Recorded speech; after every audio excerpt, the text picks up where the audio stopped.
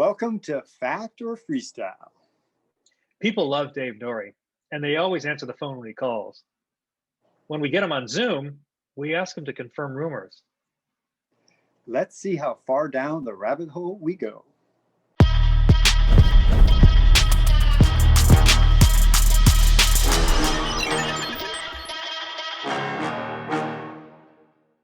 So are we going to repeat this? Joe and I both just were thrilled when we got word back from our focus group that you got to get Gary to tell the bucket button.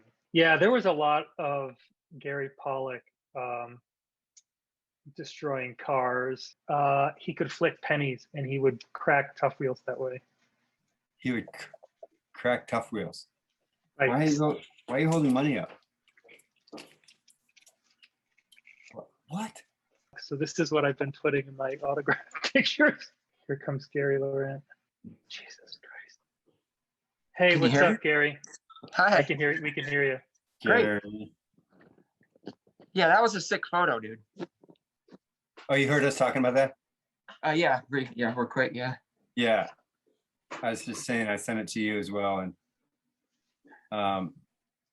that was a lot of fun. I was trying to, those Indianapolis guys, they're pretty pushy. They're like, come on, Nourie, you can bandroll that. Why can't you just bandroll off this ledge? So I did that. Ledge was like 4.5 feet. And then they're like, hey, what about that wall over there? And I'm like, dude, that is crazy. How would you do that? Peer pressure. Exactly. You guys want to see me eating shit on a shin brake? On a shin brake? Oh, please amazing. show that. Oh my gosh. It was all right. You guys see the video? Yeah. I even played it in slow motion. Oh. Wait. Oh. Oh, it sucks. Bonk. What'd you hit? Yeah, what happened? My calf. Oh, it stopped the wheel. Yeah. Stopped the wheel. I was That's just like, this is a session ender. I had worked 8 weeks on right foot stuff, and I finally got it today. Nice. And that's how I ended the session. My hand went numb. Oh, that sucks ass. I hate that. So what's the next contest you're going to go to, Joe? I don't know. I mean, now that they're on again, I don't know. Are you going to Is go there a to battle? series? Is there a series going on? Somebody's doing something? James McGraw is kicking around having the battle in the Rockies in nice. in Colorado. Indoor? Yes. Yeah. And did you see Dub in Canada? It's still crazy to try to cross over. I can't remember what he said, but they still have pretty tight restrictions. No, Canada's pretty locked down still, yeah. They got mandatory, I think it's like mandatory quarantine and testing and all that. Crazy. I'll take it. Gary, they call him Deaf Gary out in Yeah, Gary Clark. Gary Clark. Yeah. I got voicemail for Gary. I don't think he's deaf. All this time he's just been pranking us. No, I think he's deaf, but I think he can hear something because he understands way too well when you talk to him face to face. Oh. So I heard a rumor that somebody snuck up behind him at a grocery store and they heard him, or he heard them. Mike Perenni snuck up behind him in a grocery store and like yelled, "Hey!" And then you turn and look. Yeah, no, he has hearing aids, because I remember he didn't have hearing aids when I first met him years ago. Okay. And then he got hearing aids, and he can hear, and he's also really good at reading lips. Like so good that I'm blown away by it. Yeah, so I think he can hear some, but it's like maybe not all the nuances. I love that guy, man. He's so cool. Yeah, boy, he's so pumped about writing always. Yeah. Yeah. We got the fuck it button. That's what I. Yeah. Fuck it. You know, congratulations, Gary, because to make it this far is awesome. And we were really pleased. So when we first did this first couple of shows, I think we talked about it, like we realized that we had something pretty cool, but we wanted to like get some support because we just don't know how to run this. We never did it before. So with this focus group, they've been like awesome. We just send them the clips and we say, these are a couple of people we want to put on, and then they give us feedback. And both you and Gary, we like came in with shining colors. Oh, So that just means, I mean, we pretty much figured that, but not everyone makes the cut. So we're like, come on, please, these two Garys and like the stories. And I think the fuck it button was definitely one that they had in the notes that was great.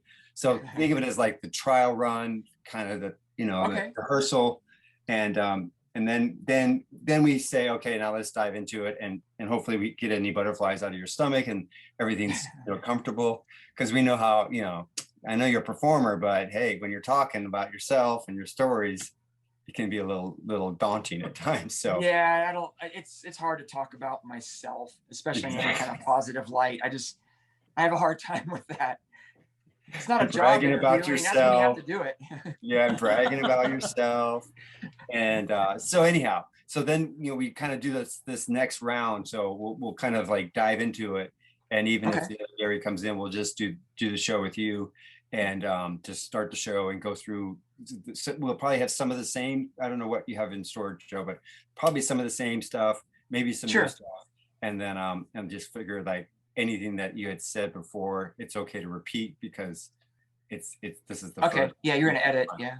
Yeah, and we can edit it. Yeah. So yeah. So without further ado, I don't know, what else did you have to say about that? What else did you get feedback from the focus group about these two clowns? I mean, writers.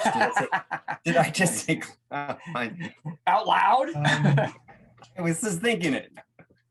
Well, I'm having a little telltale heart moment right now. The truth is that I fucked up and lost the recording, and I don't know how that happened. Oh, okay. But Factor Freestyle. Joe lost the first Gary and Gary show as a consequence of divine intervention. Oh, okay. But I believe it was divine intervention. Okay, yeah, I can feel that. And I'm gonna make my case. Okay. It better be a good case, because I thought Gary was totally on board with the whole, you know, focus group, and we do like these trial runs. He was just like, okay, that's what we do. Gary was just buying into it. And now, okay, come clean. What do you got, Joe? We have been releasing one show a week consistently. And when I sat down to edit yours, it was missing and I freaked out.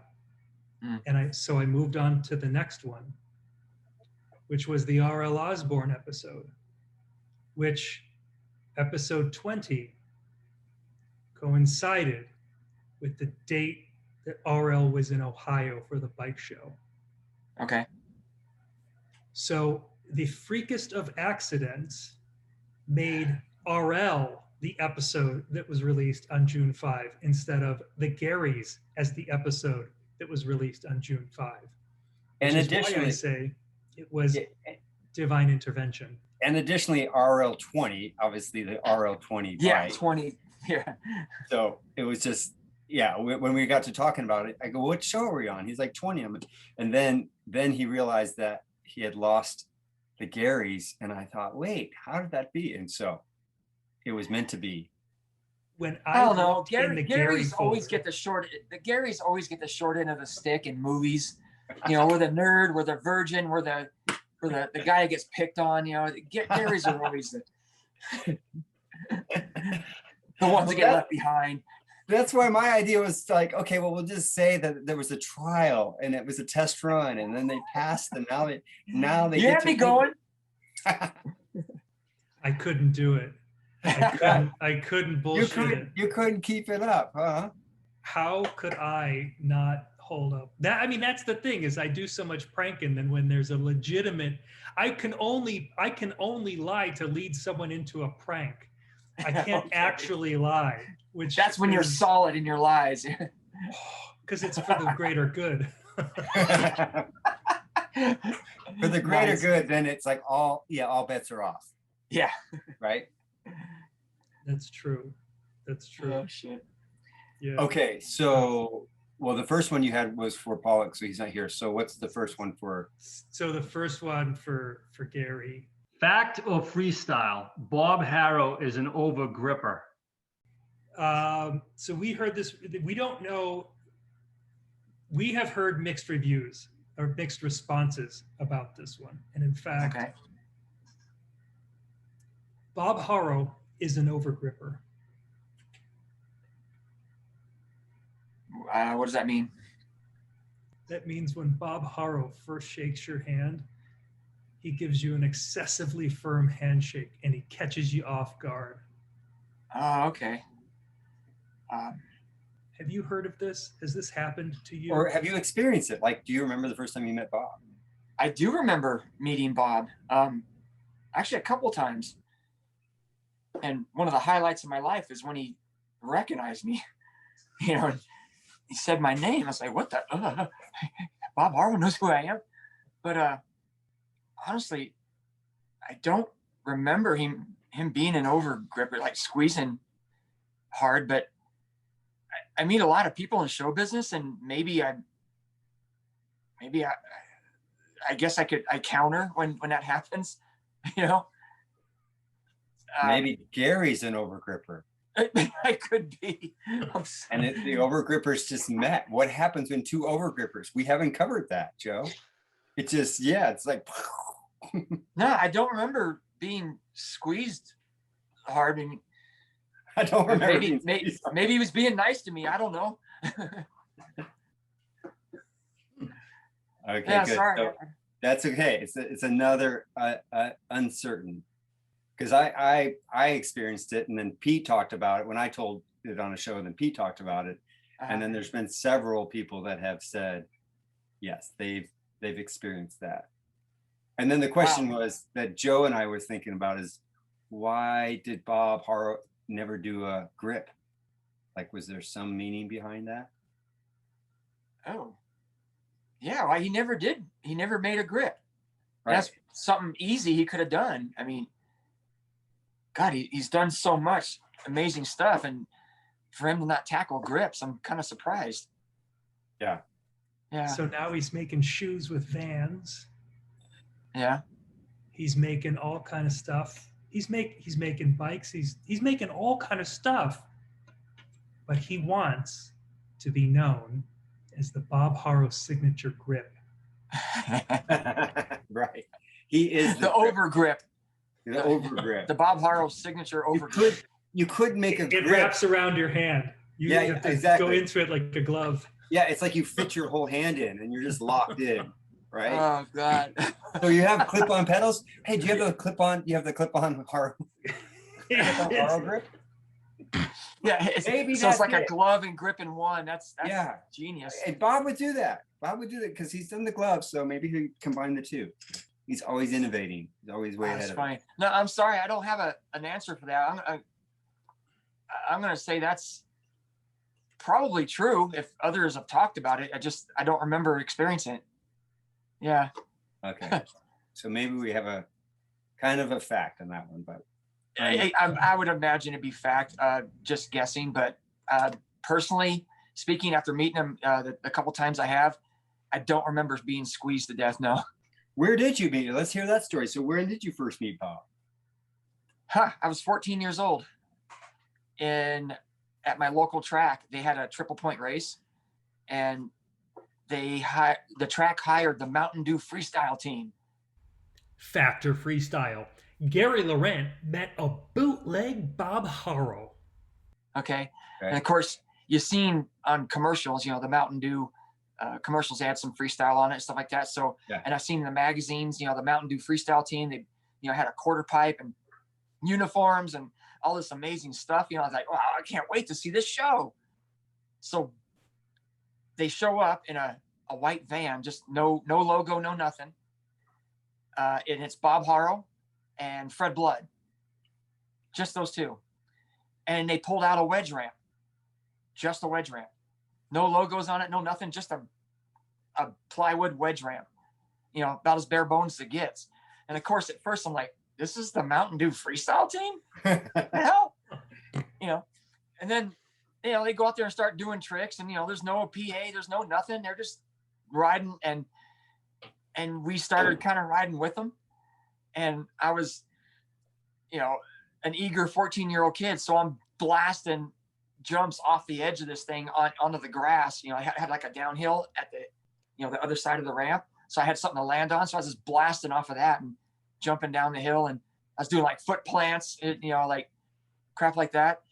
And he kind of came up to me, and he came up to me and said, "Hey man, pretty good for a racer." I'm like, "Oh, thanks." You know, and I was, you know, super stoked, and I shook his hand and met him, but I don't remember being squeezed, but, you know, that was back in 70 or maybe 1980. So maybe Bob wasn't destroying people yet by then. And plus I was a 14-year-old kid, so he probably went easy on me. I never knew that Bob and Fred did shows together. Yeah, I didn't either. Yeah, I didn't know they were a thing for Mountain Dew. I mean, I had no idea. But let me make sure I got this right. Two guys. So you go to the Mountain Dew show. Yes. Right. It's promoted as a Mountain Dew show. Two guys in an unmarked white van pull out an unmarked wedge ramp, and one of them introduces himself as Bob Haro and doesn't overgrip you. He did not over. I don't know. See, that's the thing. I don't remember. I was 14 years old. Was it really Bob Bob being Haro? Squeezed. Huh? Was it really Bob Haro? It was actually Bob Haro and Fred Blood. Are you? Are you sure it wasn't 100%? 100% positive. Not a bootleg Bob Haro? No, it was not a bootleg Bob Haro. He was on his bike with a coaster brake, the tough wheel, doing all those wedge tricks, you know, the kick turn tricks. Fred Blood mostly did flatland stuff. You know, like he was trying to do like bar rides and surfers and things like that. I mean, wow. Fred Blood wasn't quite the freestyler that he ended up. You know, he was kind of, I guess he was on the climb at that point, because I only knew Fred Blood as a roller skater, and he shows up to a Mountain Dew freestyle show on a bike. And I was, okay, so they bring in a half pipe later? What's going on? You know, Fred Blood's here. You know, because I seen that guy on the Vans half pipe at other, you know, nationals back then. But no, he showed up on a SE quad angle doing freestyle tricks on the ground. Oh my gosh. And like I said, it wasn't a show. It's just two guys sessioning a wedge ramp in the parking lot. And some of us that wanted to ride, we joined in and played. That was the Mountain Dew freestyle show. A little disappointing. But enough to inspire you. Enough to inspire you to continue to ride, obviously, and get into. Oh, for sure. Freestyle. Yeah. I mean, meeting Bob and seeing those kick turn tricks, I mean, that was awesome. But I just expected the show that I've seen the pictures of in the magazine. You know, I guess we've all noticed that, you know, where the magazine can really make something look amazing. Then you get there and you're like, this is it. You know, sometimes they take a really good picture. I'll tell you one. It was in 1987. It was a Ron, Brian, and Dave show. And Sean Wilkerson, unbeknownst to me, Sean Wilkerson was warming up on like a white Master. And I see this and I'm like, dude, the magazines look so different. Why is Ron riding a Master? Why does he look like that? I was flipped out. I watched this for 30 minutes. Everything broke in my brain. And then Ron walked out of the trailer and I was like, oh, it's his brother. Yeah. Okay. Yeah. I actually met Ron Wilkerson originally in 81 or 82, maybe 82-ish at a freestyle show at a BMX National in Fremont.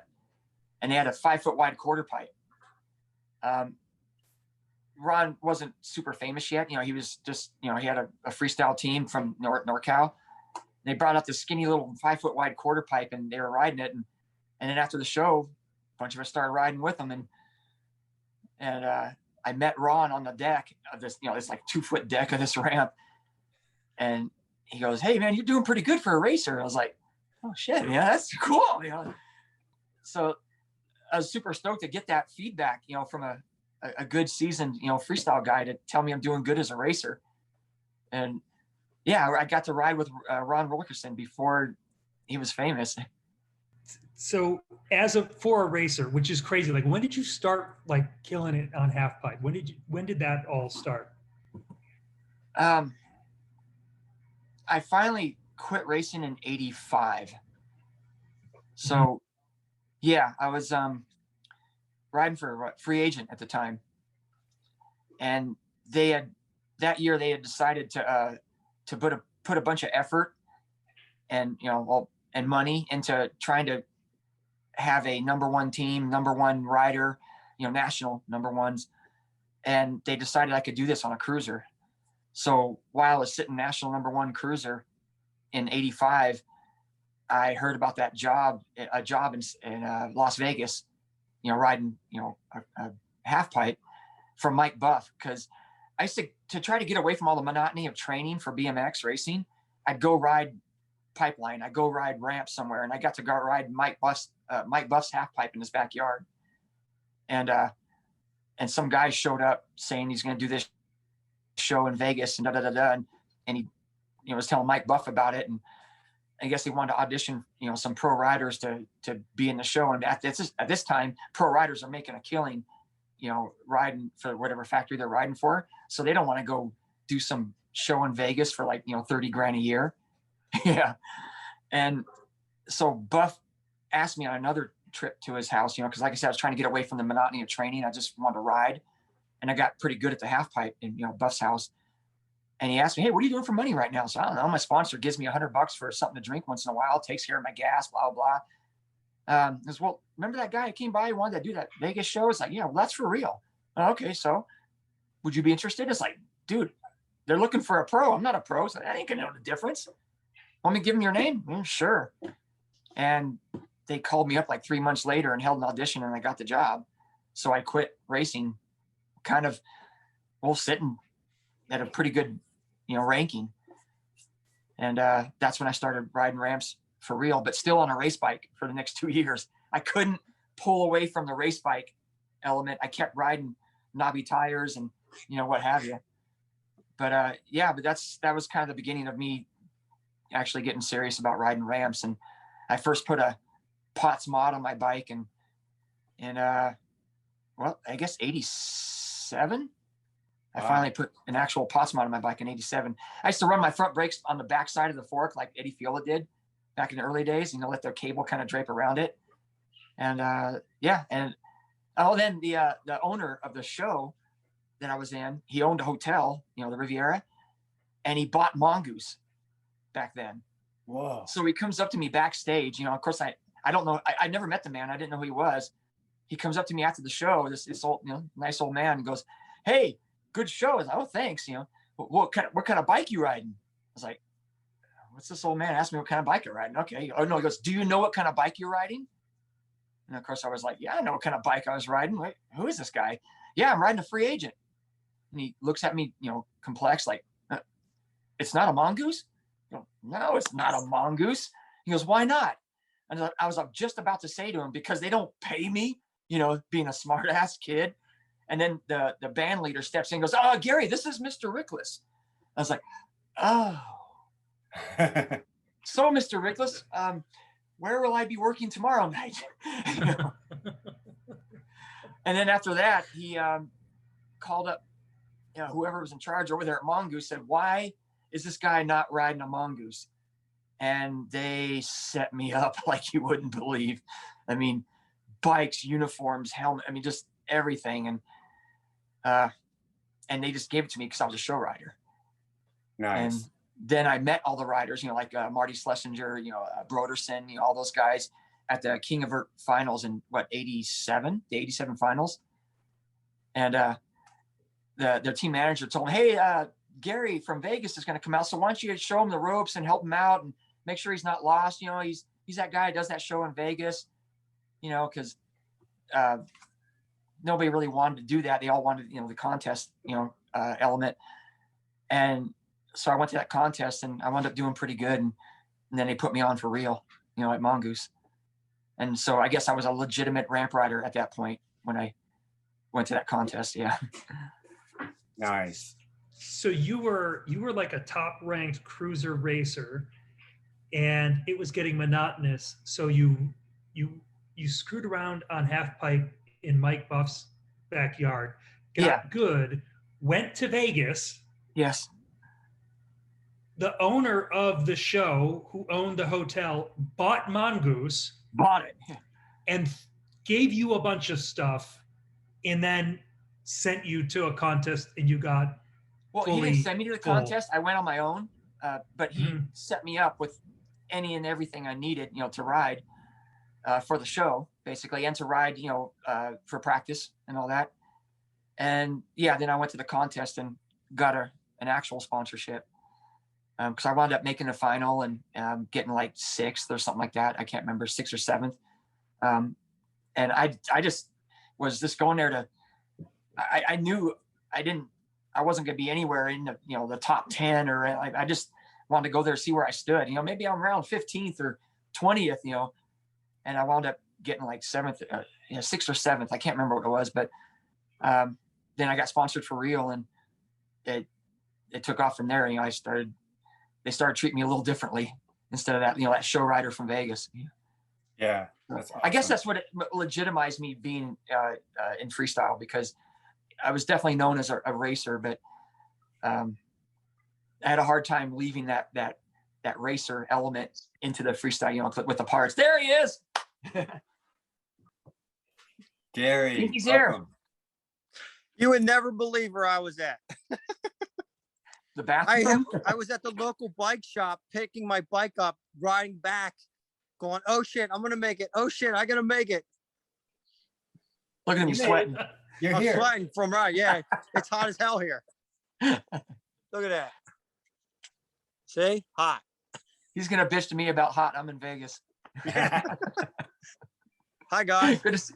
How's it going? Welcome back, Gary. Good to see you again. Yeah, you guys look like you had a lot of fun. Were you in Ohio? Yeah. That looked like I a great trip. I really pulled a pretty good one on Joe. Yeah, you did. That was awesome. Yeah, he had no idea. I was texting him that morning from a coffee shop 20 minutes from the show, saying, great. okay, who we're going to have on? We're going to have Lee Reynolds on. We're like talking about the show that we're going to do. He had no idea. And I was giving him a hard time because he was really interested in hanging out with RL and signing autographs with RL. And I'm like, you got to keep focused on the show. Just because RL's in town, you can't drop the priorities here, Joe. And meanwhile, I had my disguise all figured out with the mask and my glasses and this funky hat. Yeah. And it just went over like so well. He could not even guess who it was. It was not even close. And dude, you did the same thing to Volker at his Hall of Fame induction. Yeah, exactly. And Volker didn't know who No, I I didn't. No, nobody, none of us did. I was walking around. I went up to Pete Augustin. I'm like, Pete, man, I'm one of your biggest fans. He's like, cool, dude, cool. Like, yeah. Pete didn't even recognize me. Versus the next No, house. I didn't either. It was so Sorry, good. guys. That's all right. So, Oh my gosh. yeah, so each time it gets a little bit more challenging, but I was able to pull this one off. But the funnest part was I had my bike that I got from my brother, who was it was just in the basement for like 30 years.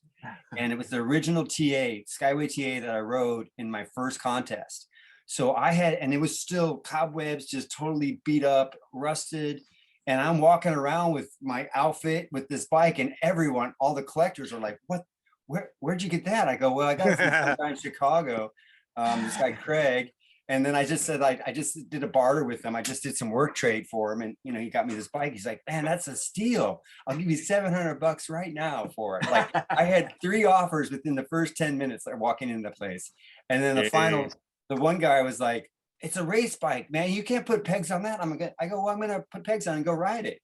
And I was telling stories. I think somebody said that it's Dave Nourie's bike when he first competed on it. And they're like, oh, you won't be able to verify that. There's no way, you'd have to get Dave here or something. There's no way to verify that.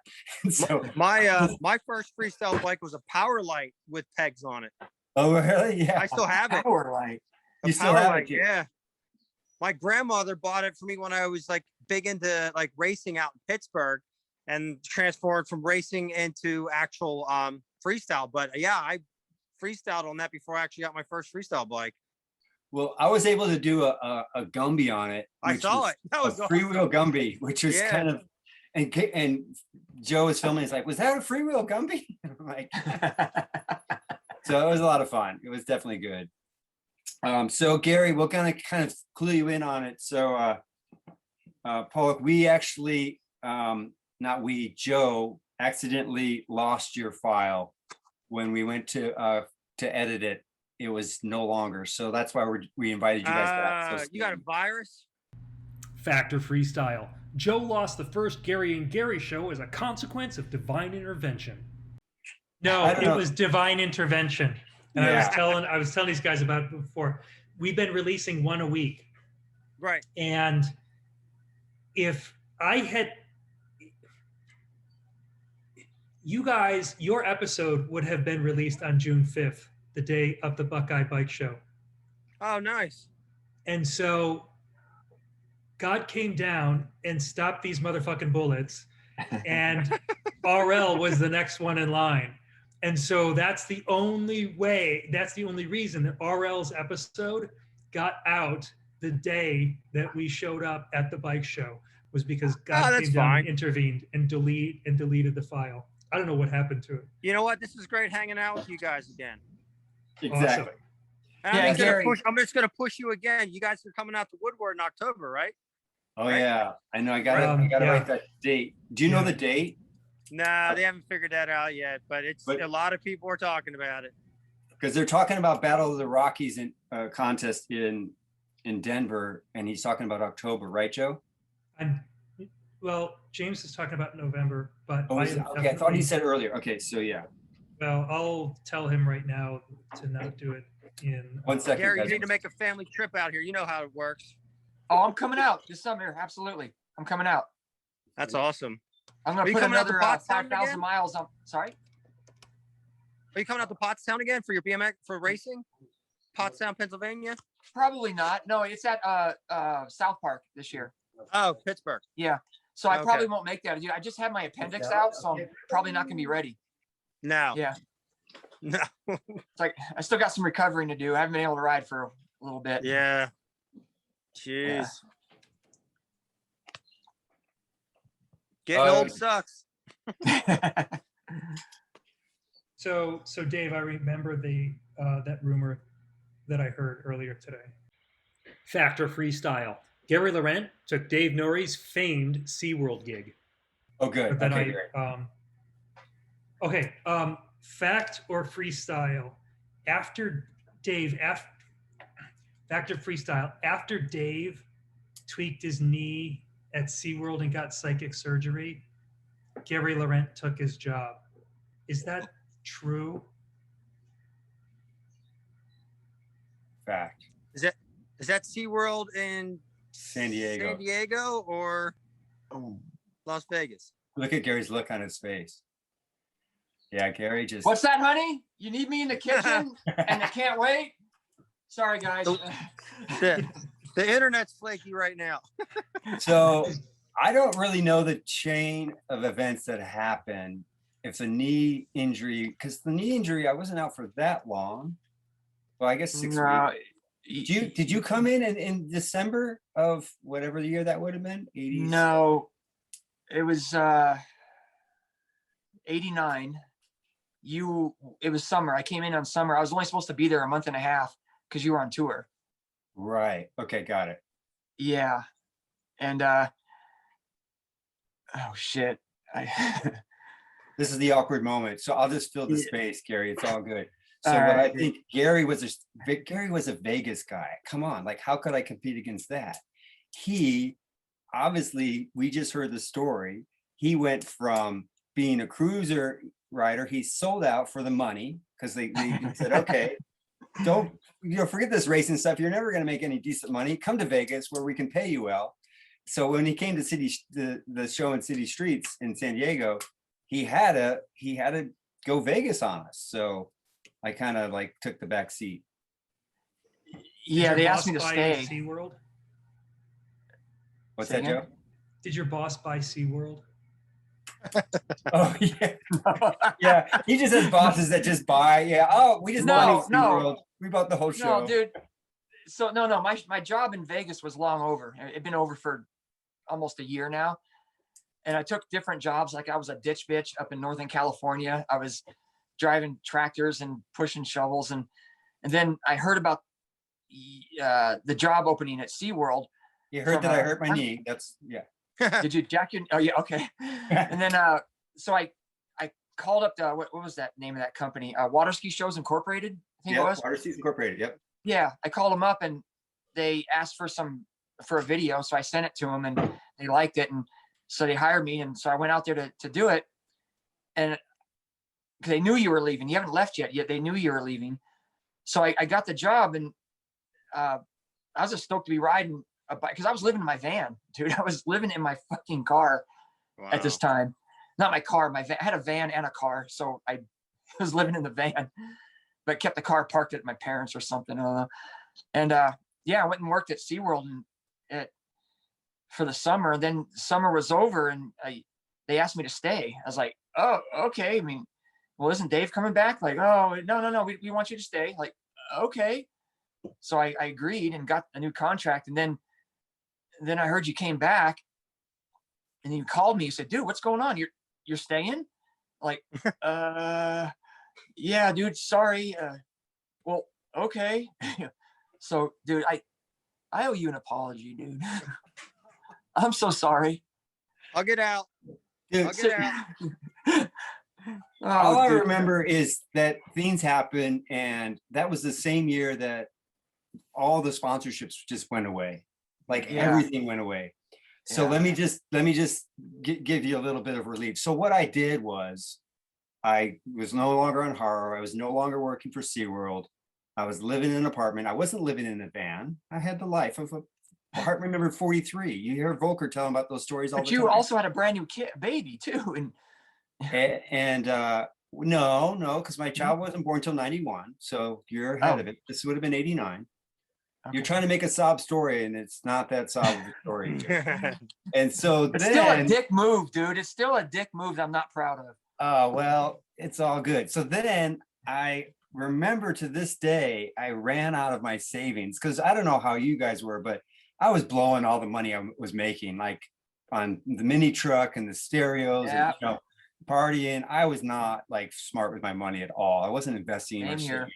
But I was having a great time, right? And that's what we do when we're young. So I went and I decided, okay, I have to get a job next week because I'm not going to make rent if I don't. And so I went down to the local Domino's pizza place and I applied to be a delivery. It was the worst job in my life because I used to drive my car to the beach and ride, then go to SeaWorld and do a show. Because when I did it, it was only 2 shows a day. In the summer, you guys would do like 6, sometimes 7 shows, like all day. In the winter, we had 1 show at 1 o'clock and 1 show at 4 o'clock. The rest of the time, I was at the beach hanging out. So that versus driving around trying to find, this is before GPS. And we literally had, this is in rural area of Lakeside. So there's these dirt roads. I'm in my little truck trying to find places, always showing up with cold pizza. And people not tipping me and just bitching at me. But the worst part was here, Gary, this will give you a little bit of relief. The worst part about this whole experience is I had my bike in the back, my Master. You know how I used to strap it up so it'd be standing up between the row bar? So I had mini truck, my Master sitting up. They're all proud. And on display like a motorcycle, exactly. And this guy that I worked with is like, hey, I saw you got a Master in the back. He's like, do you ride? I go, yeah, kind of piddle around a little bit. I've been riding for a bit. He's like, what's your name? I said, it's Dave. And he's like, Dave who? Dave Nourie. He's like, what the hell are you doing working at Domino's? And that was like the stab. Fucking Gary Laurent. And I guess I should have just said, hey, call Gary. But it was all good. And then, circumstances and doors open up, and I realized like you kind of have to go to the bottom of the barrel sometimes to dig your way out. And then I got a job at JT Racing through Ron JT, Haro. right? I've heard. Yeah. And then I got JT, and that worked out really well. And so it's all good. I have no regret. But off air, we'll work this out, Gary. No. And then you sold that Skyway. I sold that Skyway for you. Oh, right. So see, it all pays off. It all pays off. A lot of Benjamins there. Oh, wow. So thanks, Joe, for bringing that up. I always wanted to apologize. Oh, by the way, that's all that was. Yeah, right. But that's what the show's all about. You never know what direction it's going to go, right? It can get real, really We've quick. all been on that side of it, where we lost the gig and, didn't know what we're going to do next. And it's a hard time, but some of those hard times are some of the best things that happen to you to help you, move forward and really get into yourself and dig out of it, like you said. But yeah, it's still not a proud moment in my life. And dude, I apologize if that caused you any pain. I'm sorry. It's all good. All right, cool. Your skills paid the bills, and you got to work. You got to work where you can work. So I get it. Yeah. So do you have a question for Gary Pollak? Factor Freestyle. Gary Pollak could crack a tough wheel with a penny. Yeah, let's give one to Gary. Yeah. So Gary, we heard. Okay. So we have heard multiple things about Skyway tough wheels. On one hand, we heard they never cracked, and other times we heard that they cracked every 15 minutes. We heard you could crack it by flicking a penny. I was good at that. I was good. I could break bottles with before bottle caps, and I got pretty good aim at that too. So I was definitely a terror with the penny flicking, but I don't know about breaking a tough wheel. I would say no. Bottles, yes, for sure. But never a tough wheel, huh? Never a tough wheel. Okay. Now, the only time I would break tough wheels would be, I guess we were doing like Miami hop hoppers. We could snap them then. Yeah. And maybe like a rogue like rock walk or something like that. But I never really broke that many of them. I had them for a while. There's no doubt I went through like different colors, and then when the rims came out where your actually brakes worked, that was a turning point for me. So yeah. Was it true you could put those things in the freezer and straighten them out or something like that? That was Z rims. That was Z rims, right? Z rims. Yeah, okay. Z rims. Yeah. They promoted that and advertised that, but nobody ever did it, I don't think. Hey, Gary, it's funny. I got an apology from Dennis McCoy a couple years ago about saying I was supposed to be on Mongoose in 91, but his salary was so high they couldn't afford me and him. And he keeps apologizing. He's like, sorry, man, but you know how we roll. Magoo was on Mongoose. It was either me and a little bit of you, but it was all me, but I'm sorry. So don't worry about it. Like he brings that shit up every time I see him. He's like, we could have been teammates, but I had to take some of your money. And I'm like, dude, whatever. Yeah, it's funny. Woody Itzen told me a similar story. Like he thought about hiring me back in the 90s. And he just never pulled the trigger. So I think you got the gig in late 80s or something. Oh, for what? For GT? Yeah, GT. Yeah. Yeah. Yeah. Yeah, I was on GT. Yeah, I left GT in 91. So. Okay. Oh, 91. Yeah. 91. Yep. Last King of Vert. That was it. Oh, no, it was King of Vert. Then I went to a Meet the Street in Oregon. That was after that. Because they wanted Joe Johnson and I live in California. We're like, I don't think so. It was also when the Iraq War started, so traveling back and forth was very expensive at the time. So they were going to set us up with a house in Huntington Beach, and logistically and the expenses, it just wasn't feasible. So yeah, I remember that contest. You whooped my ass in it. The King of Street or the King of Vert? King of Vert, dude. Yeah, that was. You learned tail whips, you son of a bitch. Yeah. Yeah, I learned them pretty quickly. I was surprised. Joe learned them, then I got them right after him. So yeah. Factor Freestyle. Gary Pollak had ants in his pants when he learned the vert tail whip. Did you also have ants in your pants when you learned the No. tail whip? Did Joe No, sell we, you I, ants? Were there specialty ants? yeah, yeah, that's a funny story though. Well, also we heard that it wasn't Joe, that he might have done the first one and pulled the first one in a contest, but that Joe, I think it was Kevin Martin, right? Sigmund? Yeah. Kevin Martin said that Joe Johnson saw some other local rider trying the tail whip. Under Joe her. was just the one to first do it. Yeah, it makes sense. I mean, we also Dominguez do it out of the bowl, you know, Right.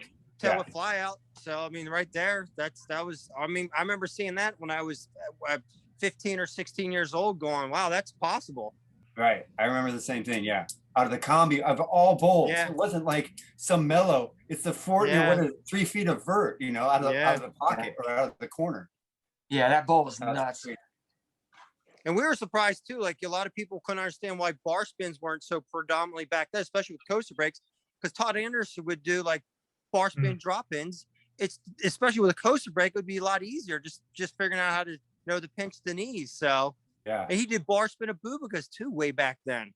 So That's right. it should have been an aerial way back then too. Laurent, is it factOrFreestyle that you can basically backflip anything at this point in your life? I wouldn't say anything, but I can still flip. Yeah, That's awesome. I mean, so far. just the credit needs to be, you know, mentioned again here. It was I want to say it was a 70-foot gap at Woodward with the mega ramp, but it's the 50-foot gap or the 50. It was 50. Yeah, yeah. So help us remember that story. I was there, but all I remember is you just were riding, kind of hanging out, doing your thing. But tell us what actually went down in your head. Okay. Well, yeah, the mega ramp session is always a big deal for those old school reunions, you know, at Woodward. And we were all there, and I was trying to jump it straight and just having kind of a hard time. I kept getting bucked sideways, you know, one way or another, but I was getting a little more and more determined each time I went, and a little more scared each time. And then, what the hell happened? So I'm having a hard time. Oh, and a racer buddy of mine, who I competed against even back in the 80s, Barry Nelson, they call him Belt Buckle because he has so many world titles. He comes up to me, he goes, "You know what, Gary? I think you should just fucking flip it." I was like, "What? Flip it?" I thought he was joking because I thought, does he want to hurt me or something? What's he trying to do to me here? But at the same time, I was thinking like, well, yeah, when you flip, you have an inertia that keeps you straight, so you don't get bucked sideways. But dude, that's a long gap. I mean, the biggest thing I've ever flipped in my life was probably 15 feet. And I remember seeing other people flip it and over rotate it. I've seen people under rotate it and get, you know, just wadded up, you know, terribly. But still, it was in the, you know, he planted the seed, and it was in the back of my head. So I go, you know, walking up to the top of the ramp, and you know, the roll in, and I was sitting there thinking, and then I got this thing that I call the fuck it button. It just appears sometimes, like it in certain situations when I'm scared to do something, and it just emerges, and it says fuck it, and you push it, and there's no getting out of it, you know. So the damn thing appears. I'm like, oh fuck. So I'm like thinking, okay, this could either be really fucking awesome, or I'm gonna wake up later and wonder what happened. So I push the fuck it button, and I get on my pedals and I start cranking, and everybody starts going, no, stop. You know, they're all at the bottom of the takeoff ramp there, just screaming, don't go, stop. Turned out Ron Wilkerson's son, his little guy, jumped up on the ramp and was trying to get up there and going up the ramp I was about to hit. So I had to hit the brakes and go back up there and reset. And of course my adrenaline's going crazy. And now I'm even more scared because it didn't happen. And I thought, well, shit, is that a sign? You know, maybe I shouldn't do this. And I was, of course, in my head, like, no sign, no nothing. You push the fuck it button. It's go.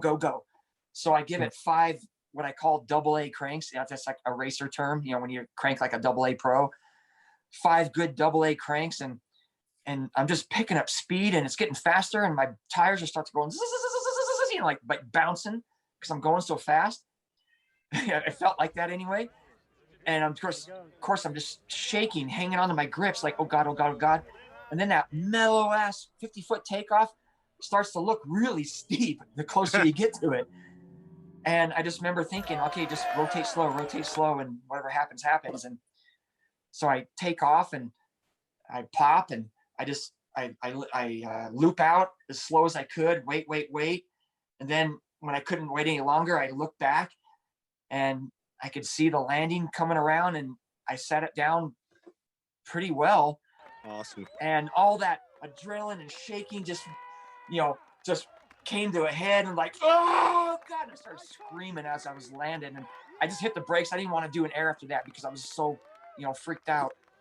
So I just slid to a stop and took the applause that was going on. And some guy came down there and grabbed my bike and brought it up for me. He said, no, you, I got this. It was an amazing moment. The fuck it button gave to me.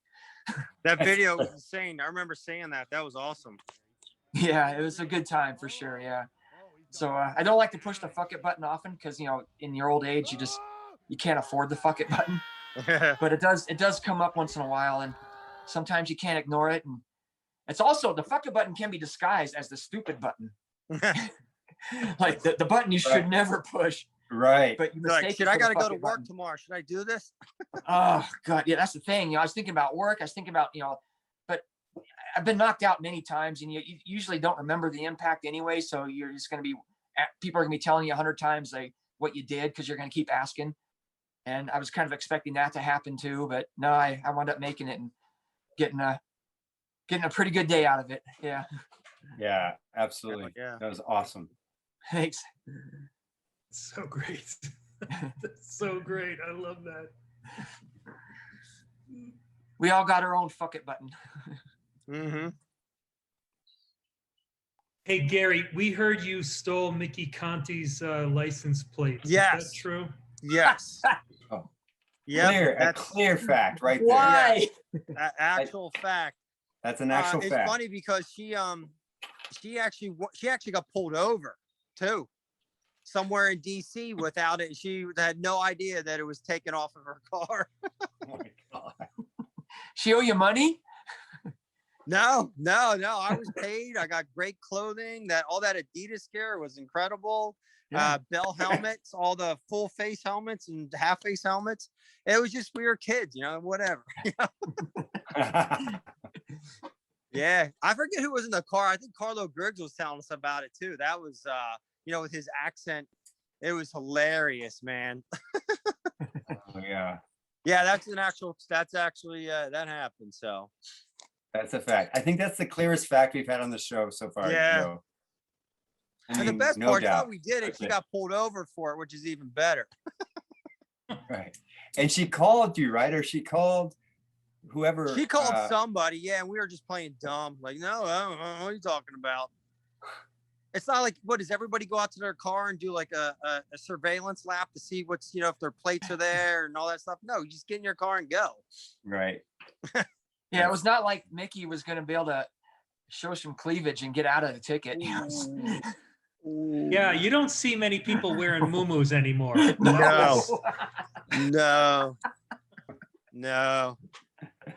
The poor Dennis spent more time with her than anybody, so I'm pretty sure he's got some effed up stories. Oh God.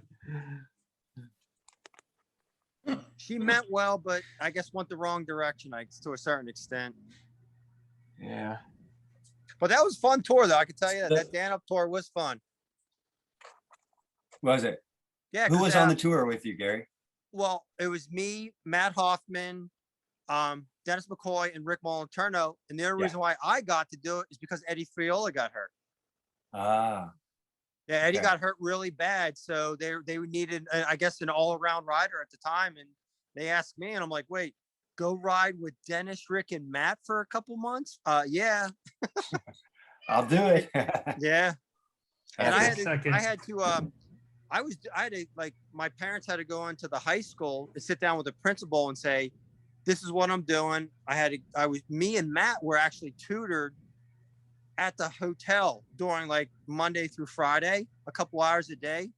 And we had to send all of our homework back when we were like on tour with that. So, and Dennis and Rick would be busting our balls because they were already graduated. So, but yeah, that was an experience. Like me and Matt in the same conference room doing our homework. He was like a couple years behind me too. So, for schoolwork. So that was fun though. Oh, that's so cool. Yeah, that was a good time. But yeah, poor Mickey, man. Woof. So Rick and Dennis were the adults on the tour? Yeah, right. Dude, I got so much off the record stuff. You have no idea. Okay, can you stop the recording, Joe? This is where we need to get the recording. Just stop. Okay. I've never been chased by so many cops being around with those guys. I'll tell you that. Never Yeah, got caught, anytime, I'll tell you that. anytime Dennis' names gets brought up, it's always related to cop chases. Like Yeah. everyone. Dude, helicopters, horses, you name it. I was chased with Dennis. Thank God I could bunny hop high back then. No doubt. It was a good time, man. Holy cow. We learned a lot too. Like everybody pushed each other, like especially Flatland. I mean, you can only do so much during the shows. You know what I mean? You go back to the hotels, and even Matt, believe it or not, Matt was actually really practicing Flatland. Like it was crazy. Fire hire, just cherry pickers, like decades and all kind of double tail whips. He was actually trying really, really hard on Flatland on that trip. So, because he could just kill it in the air. I mean, just 100 miles an hour to the ramp, he was done. Yeah, he could just kill everybody. What a great rider too. Yeah, he talked about on the show that he did this trick, which was actually an RL trick. Frame No, it was the other way around. Oh, right. RL, it was the other way around. Yeah. Matt invented it. Matt invented a frame stand on the Skyway because it had those huge platforms. So it was frame stand, then he'd stand on the handlebars. Bar spin. Yep. I've seen and then it. RL did it in a contest, and we're uncertain which contest because Matt said that it was the finals, but RL said he never won. But he won. I guess RL beat Dennis with that. So Matt always is saying to Dennis, "Hey, I'm so sorry I made that trick up because RL beat you with it." And it was a constant, thing. That he would just stand up there till he was almost stopped, and then he would just kick it with his foot and spin it. I remember that completely. Yeah, I remember that. Yeah. Would any of you guys try that now? No, God, no. I would try it with the better platform. There's no platforms on it. Well, I guess on my Master I could try it. Yeah, I'll try it. I don't care what kind of platform's on the bike. I'm not spinning the bars with my foot. No, exactly. I'll do the Yogi go round, and you can do the frame stand bar spin. Okay, sounds good. Oh, I think I got it easy. You guys know what the Yogi go round is? No. It's insane. It's a swivel. And you do a handstand on the peg and the seat tube. I should just show it. Swivel and drop the bike. Lever. Let me just find it and show it. I think I know what you're talking about. So you swivel and you put the peg on the ground, and then you press it. Yeah, then you press it to a handstand. I did see that. Yeah. Yeah, I did it for Master of Creativity. And I actually, when I was in Ohio, I was teaching Joe how to do it on neither of us had our regular bikes. So it was just some random bike. And I think it's a little bit of a learning curve, Joe, but I think you're going to be able to do it. I need someone to walk the bike around like you were. It was push it for you. Yeah, I was like pushing the bike around while he was trying to press into the handstand. It was hilarious. Made it so funny. Yeah. You guys didn't feel like flying your bikes out there? Well, I wasn't planning on going. I just happened to be there in Chicago to see my dad and my brother. And then once my brother said, "Hey, I've got this Skyway in the garage, in the basement," I was like, "Oh gosh, I've got to go to Ohio." And Joe was posting all this stuff because he was super stoked that RL was there and all that. So I thought, okay, I'm gonna surprise them both. And so I thought I had the prank because I got there early, and then I went to a FedEx office just across the street, and I printed up some posters, and I got some Sharpies for me to autograph. And like, I've been doing this joke with Scott Powell, where I've been baiting him to like stand in front of like a table, and I will sign his autograph, and then we'll take a picture as though he's waiting in line for my autograph. And I did the same thing to That was RL. awesome.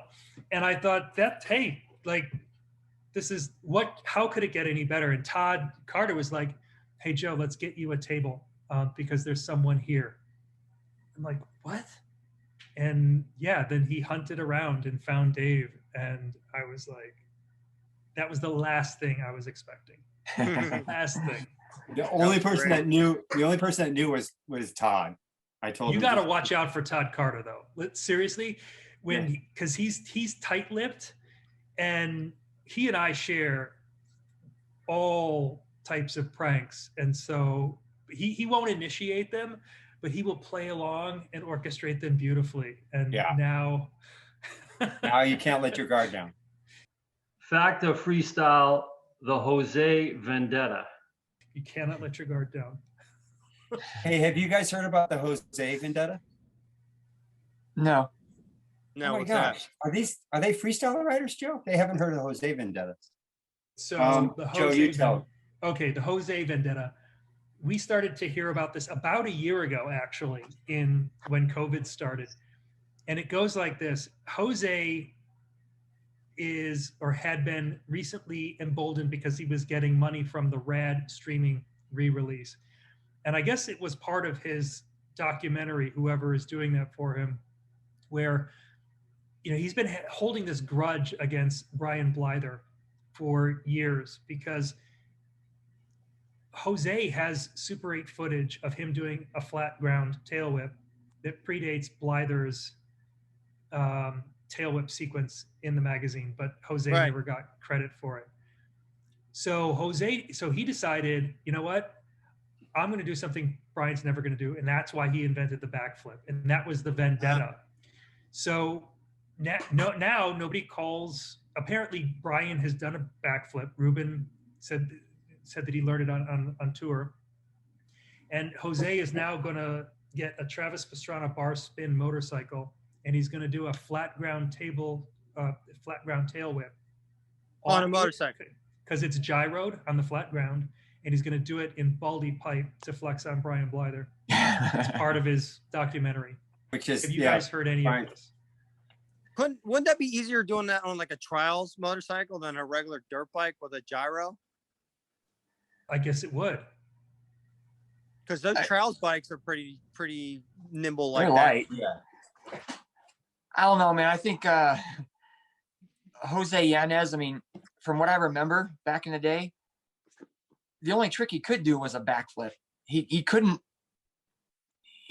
ride the bike that I remember. I remember did seeing hear him that. trying to do some flatland, like backstage at a show or whatever in Oklahoma where he debuted the backflip, at the Grands in 83? Yeah, 83 Grands in Oklahoma. And he was trying to do some tricks in before the show. And the guy couldn't ride a bike. Yeah. So we as far did as this hear that vendetta he was- of him inventing something, he invented the backflip, but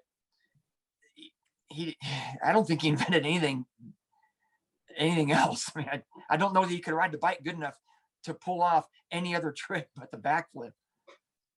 Hey, that's interesting though so he debuted it in Oklahoma. 1983. Because I saw the first time, I thought the first time he released it was in Chandler at I think it would be the Winter Nationals in 80. No, that's after Oklahoma. That was 84. Yeah. So no, he did it before that in 83.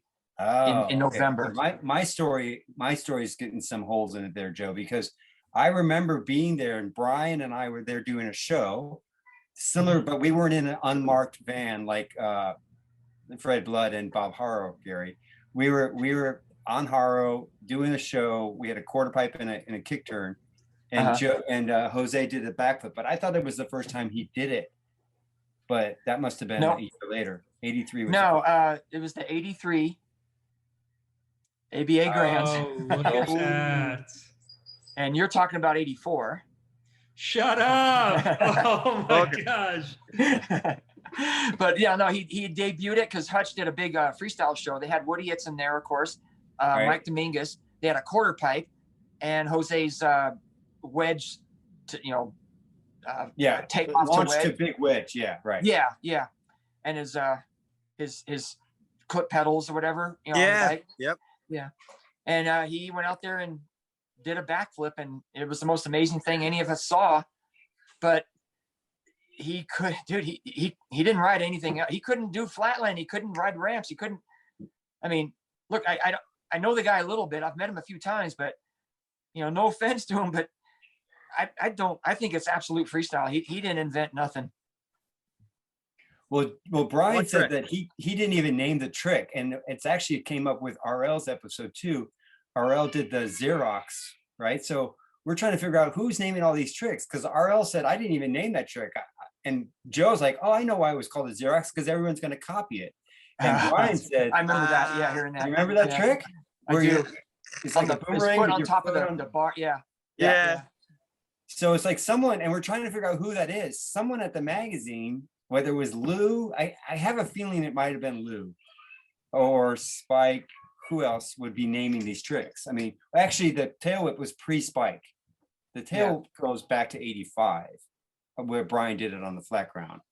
Yeah, because when I was watching Jose Yanez do that flip in '83, I mean, Woody Itson was already doing tail whips, so, and he couldn't do a tail whip out there when he was practicing.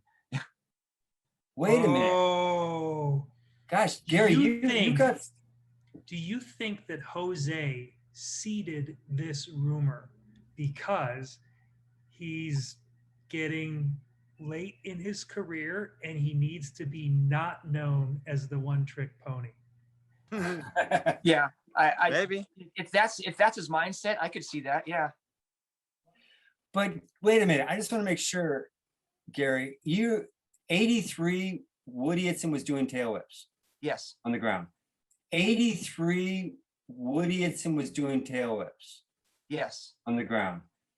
83, Woody Itson was doing tail whips Yes. on the ground. Yeah. I was 13 years old, so that would definitely been tail whips on the ground for sure back then.